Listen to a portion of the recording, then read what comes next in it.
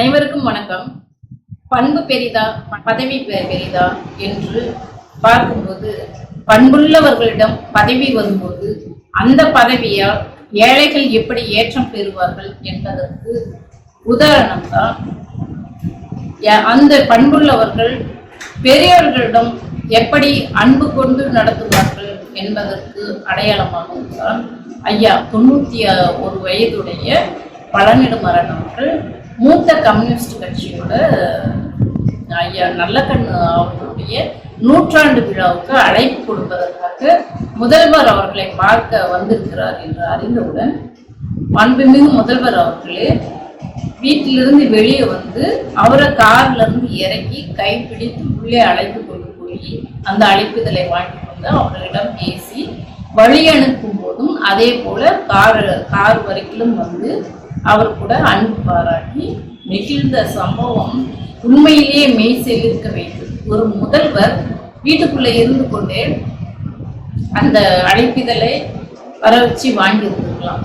ஆனா அந்த முதியோருக்கு அந்த ஐயா பழநெடுமாறன் அவர்களுக்கு மதிப்பு கொடுக்கும் வகையில அவருடைய மரியாதை கொடுக்கும் வகையில அவரை அழைத்து கொண்டு உள்ளே அழைத்து சென்ற பாங்கு எப்படி இருந்தது என்றால், ஐயா பெரியார் அவர்கள் இல்லத்திற்கு தமிழ் தென்றல் திருவிக்கு அவர்கள் வந்திருந்த போது அவர் குளித்து முடிச்சுட்டு வெளியே வரும்போது பெரியார் அவர்கள் வந்து திருநீர் ஏந்திவிட்டு கையில வச்சுட்டு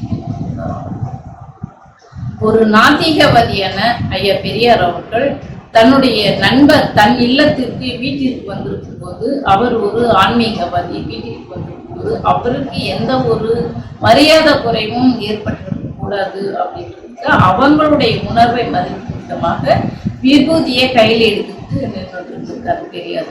அந்த வழித்தோன்றலின் வாரிசாகத்தான் இன்றைய நம்மளுடைய முதல்வர் அவர்களுடைய நடவடிக்கை இருந்தது. அதை எல்லாரும் வந்து நெகிழ்ந்து உச்சி முகர்ந்து எல்லாரும் பாராட்டிட்டு வராங்க. அது மட்டும் அவர் என்ன முதியோருக்கு தான் முதியோர் என்பதனால அவருக்கு வரவேற்கிறாங்க அப்படின்னு சொல்லிட்டு அப்படி கூட எல்லாம் நினைக்கலாம். அதாவது பழநெடுமாறன் அவர்கள் வந்து திராவிட முன்னேற்ற கழகத்தை தொடர்ந்து ஆதரிப்பவர்கள் அல்ல. அவர் வந்து எதிர்ப்பு அரசியலையுமே வந்து அவர் வாழ்நாள் முழுசும் செயல்படுத்தி கலைஞரை வசைப்பாடியும் இருக்கிறது. ஒரு கட்டத்துல வந்துட்டு கலைஞரை போல பெரிய தலைவர் யாரும் இல்லை, தலைவர்களுக்கெல்லாம் தலைவர் என்றும் இந்த தலைவர் கலைஞர் அவர்களை புகழ்ந்தவரும் ஐயா பழநெடுமாறன் அவர்கள். அவருக்கு தான் அப்படி வந்துட்டு அவர் வயதானவர் என்பதனால அவருக்கு மரியாதை செலுத்தினாரா அப்படின்னு பார்த்தோம்னா, கொளத்தூர் தொகுதியில 2 நாட்களுக்கு முன்னாடி வந்துட்டு ஒரு கூட்டம் மீட்டிங் நடந்தது. அந்த மீட்டிங் வந்துட்டு பேச்சு போட்டியில ஏறக்குறைய 17,000 பேச்சாளர்கள் கலந்து கொண்ட அந்த பேச்சாளர்கள்ல 182 பேர் தேர்வு செய்யப்பட்டு அந்த 182 பேருக்கு மேடைகள் பொதுக்கூட்ட மேடைகள் ஏற்பாடு பண்ணி தர சொல்லி மாண்புமிகு முதல்வர் அவர்களுடைய வழிகாட்டுதலின்படி கொளத்தூர் தொகுதியில அமைச்சர் சேகர் பாபு அவர்கள் வந்துட்டு அந்த கூட்டம் வந்து ஏற்பாடு செய்யப்பட்டது. அதுல இளம் பேச்சாளர்கள் 2 பேரு, சிறப்பு பேச்சாளராக நம் அன்பு மகள் மதிவதனி அவங்க வந்து கலந்துக்கிட்டாங்க. எல்லாருமே 3 பேருமே இளம் பேச்சாளர்கள் தான். அந்த மேடையில கூட பேசினாங்க, மதிவதனி பேசினாங்க. இதுக்கு முன்னாடி இருந்த முதலமைச்சர் வந்து 1/2 கிலோமீட்டர் தூரத்துக்கு அப்பால அமைச்சர்கள்லாம் உட்கார வச்சுக்கிட்டு இவங்க மட்டும் மேடையில சிம்மாசனம் போட்டு அமர்ந்திருக்கிற முதல்வரையும் பார்த்துருக்கோம். இப்போ இன்றைய முதல்வர் அவர்கள் வந்துட்டு அவருக்கு அழைப்பே கொடுக்காம அவர் நோட்டீஸ்ல வந்து முதல்வரோட பேரே இல்லை, அழைப்புதலும் இல்லை. ஆனாலும் இளைஞர்கள் பேசுறாங்க என்றவுடன் அந்த கூட்டத்தை எப்படி இருக்குதுன்னு பார்க்கலான்னு வந்து ஒரு 10 நிமிடம் பார்த்துட்டு போயிருந்தோன்னு போகாம அந்த கூட்டம் முடியும் வரை அங்கேயே அமர்ந்திருந்து ஏறக்குறைய 1 மணி நேரம். முதல்வரோட பணி எவ்வளவு நெருக்கடியான பணி, நெருக்கடியான நேரம் என்பது எல்லாத்துக்குமே தெரியும்.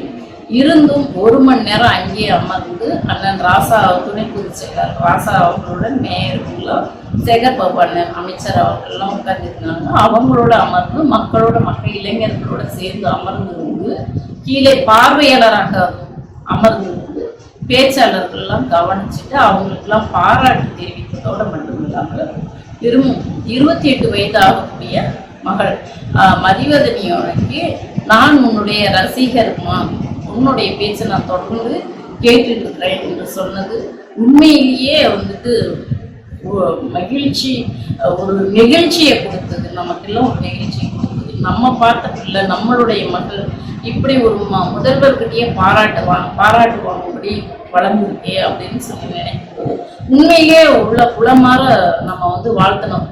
ஃபோன் பண்ணி கூட மதிவதனிக்கு வாழ்த்து தெரிவிச்சு நம்மளுடைய மகிழ்ச்சியை பகிர்ந்து கொண்டோம். அந்த மாதிரி இளைஞர்களை சமமாக நடத்தும் முதல்வராகும் அந்த பேச்சு போட்டியில கலந்து கொண்ட இளைஞர்களை எல்லாத்துக்குமே ஊக்குவிச்சு, நீங்க வெறும் பேச்சாளர்கள் மட்டும் இல்ல, கொள்கையாளர்கள் என்று அவங்களுக்கு ஊக்கப்படுத்தி, அவங்க கூட செல்ஃபி எடுத்து, அவங்களுக்கு கையெழுத்து போட்டு, எப்படியெல்லாம் ஒரு இளைஞர்களை வந்து ஊக்கப்படுத்தணுமோ அந்த மாதிரி உற்சாகப்படுத்துறது மட்டுமல்ல, அவங்க ஏதோ கட்சி நிகழ்ச்சிக்கு வந்ததுனால மட்டும்தான் அவங்க கிட்ட இந்த மாதிரி நடந்துக்கிட்டாரு அப்படி என்று சொல்லுவாங்க. ஆனா விருதுநகர் மாவட்டத்துல ஒரு அந்த கிராமம் கன்னிசேரிப்புதுன்ற ஒரு கிராமத்துல இசக்கியம்மாள் என்பவங்க அங்க வந்து பட்டாசு தொழிற்சாலையில மாண்புமிகு முதல்வர் அவர்கள் வந்து பார்வையிட போயிருக்காங்க. அந்த பட்டாசு தொழிற்சாலையில தான் இசக்கியம்மாள் சொல்றாங்க, நாங்க வந்து ஆபத்தான தொழில ஈடுபட்டு இருக்கோம். அப்படி நாங்க எங்க தொழில எங்களுக்கு ஏதாவது உயிருக்கு ஏதாவது ஆபத்து ஏற்படும்போது எங்க பிள்ளைங்க எல்லாம் ஆதரவின்றி படிப்பு இல்லாம ரொம்ப சிரமப்படுறாங்க, எங்க பிள்ளைங்களை பாதுகாக்கணும் அப்படின்னு சொல்லிட்டு அவங்க ஒரு கோரிக்கை வைக்கிறாங்க. அவங்க கோரிக்கை வச்சா அடுத்த 24 மணி நேரத்துக்குள்ளேயே அடுத்த மேடையிலேயே மேயர் அவர்கள் பேசுறாங்க. இந்த பட்டாசு தொழிற்சாலையில பணிபுரிகின்ற ஏறக்குறைய 5 லட்சம் தொழிலாளர்களுக்கும் 5 கோடி ரூபாய் நிதி ஒதுக்கப்படும். அவங்க பிள்ளைகளுக்கு, அந்த தொழிலாளர்களுக்கு அவங்க பிள்ளைங்களுக்கு கல்வி உதவித்தொகையாக 5 கோடி ரூபாய் ஒதுக்கப்படும். அதுவும் உயர்கல்வி வரை என்று சொல்லி அந்த அம்மா இசக்கி அம்மா கோரிக்கை வைத்த 24 மணி நேரத்துக்குள்ளேயே அடுத்த மேடையிலேயே வந்து அறிவிக்கிறார். அது மட்டும் இல்ல, நலத்திட்டங்களை செயல்படுத்துவது மட்டும் இல்ல, குழந்தைங்களோட எந்த அளவுக்கு அன்பு பாராட்டுறாரு அப்படின்னு சொல்லி பார்த்தோம்னா, போற வழியில ஒரு ஆதரவற்ற ஆசிரமம் விடுதி ஒண்ணு இருக்கு. அந்த விடுதியில போயிட்டு போறதுக்கு முன்னாடி திடீர்னு ஒரு கடையில நிறுத்தி கேக் இனிப்புகள்லாம் வாங்குறாங்க, பழம் வாங்குறாரு. அப்ப கூட இருந்த அமைச்சர்கள், கட்சி நிர்வாகிகள்லாம் கூட எதுக்காக இவர் வண்டியை நிறுத்த சொல்றாரு, எதுக்காக அங்க போய் வாங்குறாருன்ட்டு அவங்களுக்கே வந்து திடீர்னு ஆச்சரியம், வியப்பு. ஆனா யாரும் கேட்க முடியாது இல்லையா முதல்வர்கிட்ட அப்படின்னு சொல்லிட்டு ஒரு வியப்பா இருந்தது. சரி பார்ப்போம்னு பார்த்தாங்க, போற வழியே பக்கத்துல இருக்கிற அந்த ஆதரவற்றோர் மாணவர்கள் படிக்கிற அந்த ஆசிரமத்துக்கு போறாரு.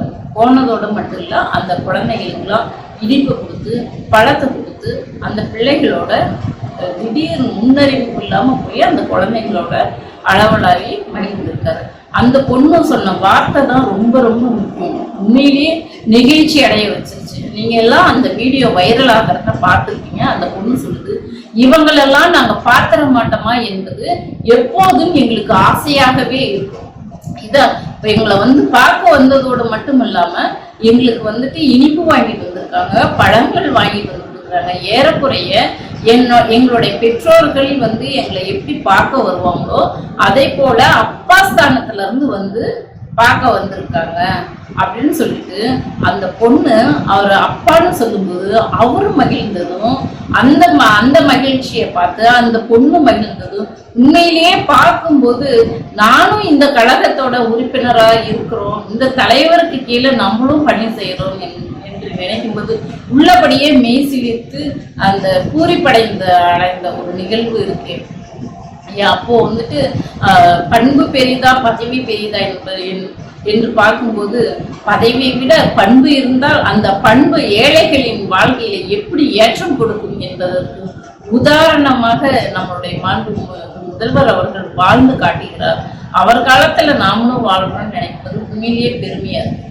இந்த காணொலியை பார்த்துட்டு இருக்கீங்க, உங்களுடைய கருத்துக்களை கமெண்ட் பாக்ஸ்ல போட்டு திராவிட பேச்சரவன் சேனலை சப்ஸ்கிரைப் செய்து ஆதரவு கொடுக்குமாறு அன்போடு கேட்டுக்கொள்கிறேன். நன்றி.